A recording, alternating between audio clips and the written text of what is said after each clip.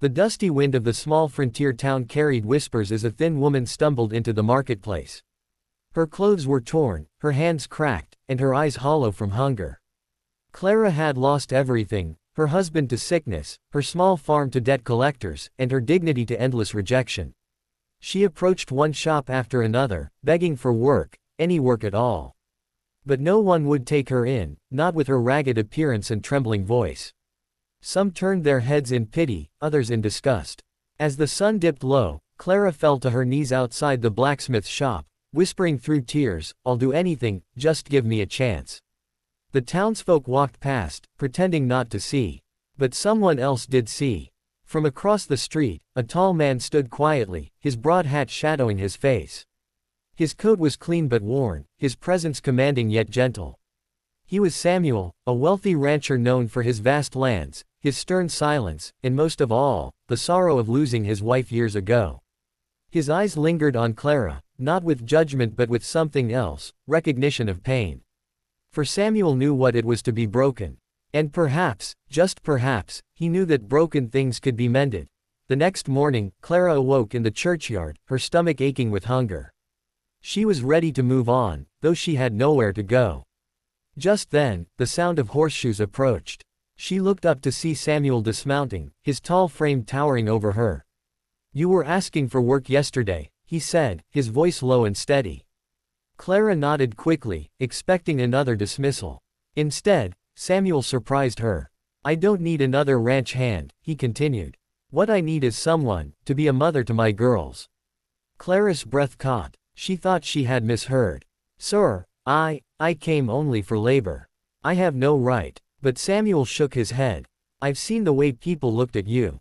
I don't care about rags. My daughters don't need wealth. They need kindness. They need someone who knows hardship and can still love." Her heart pounded. Was this man serious? To ask such a thing of a stranger, a beggar? But when she looked into his eyes, she saw not pity, but sincerity.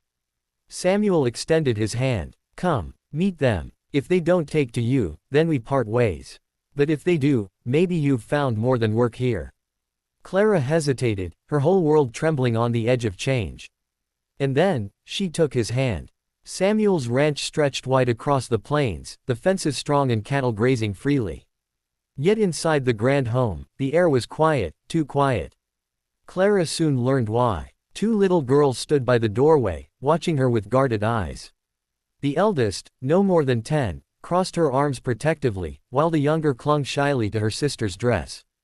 Their mother had died years ago, and in her absence, silence had become their shield. "This is Clara," Samuel introduced gently. "She's here to help." Clara knelt down, ignoring the dust on her dress, and smiled softly. "Hello," she whispered. "I don't know much about fancy things, but I do know lullabies, and how to braid hair, and how to chase away nightmares." The younger girl's eyes flickered with curiosity. The older one frowned but didn't pull away when Clara gently reached for her hand. By evening, Clara cooked a simple stew and told the girls a story by the fire.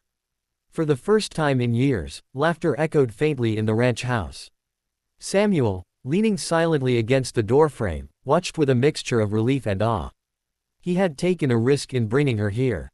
But as he saw his daughter's shoulders ease and their small smiles return, he realized, it was the first time in a long while the house felt like a home again. Weeks passed, and Clara worked tirelessly, not only in the kitchen, but in the lives of the girls. She mended their clothes, sang them to sleep, and listened to their whispered fears. Slowly, the walls they had built began to crumble. The eldest, Anna, tested Clara's patience at first, refusing to call her anything but the stranger. Yet one afternoon, Clara found her crying over a torn dress. Without a word, Clara sat beside her, needle in hand, and stitched it back together. Anna's tears dried into quiet trust. The youngest, Lily, clung to Clara's skirts from the start, her innocent heart quicker to open. One night, when nightmares woke her, Clara cradled her gently and hummed until sleep returned. Samuel watched it all, often from a distance. The rancher who once believed his heart was buried with his late wife now felt something stir again. Not just gratitude, not just relief, but hope. One evening, as the family shared bread at the table, Samuel cleared his throat. "Girls," he said, his voice steady but soft, Clara has given more than I asked. She hasn't just worked, she's cared for us. Do you think we could ask her to stay?" The girls glanced at each other, then at Clara. Anna's lips trembled before she whispered, "Can we call you Mama?" Clara's tears fell before she could answer. The day Clara arrived at the ranch in rags was the day everything changed. What began as desperation became destiny. She had begged for work, but instead she found a home. Months later, the once empty ranch buzzed with laughter. The girls raced through the fields, their braids flying, while Clara's voice carried on the breeze, calling them in for supper. Samuel no longer stood alone on the porch. Clara stood beside him, her hand in his, her smile quiet but full. The townsfolk who once turned their backs now whispered in awe. The beggar woman had become the heart of the richest ranch in the valley. Not because of wealth, not because of beauty, but because of love that could not be bought or traded.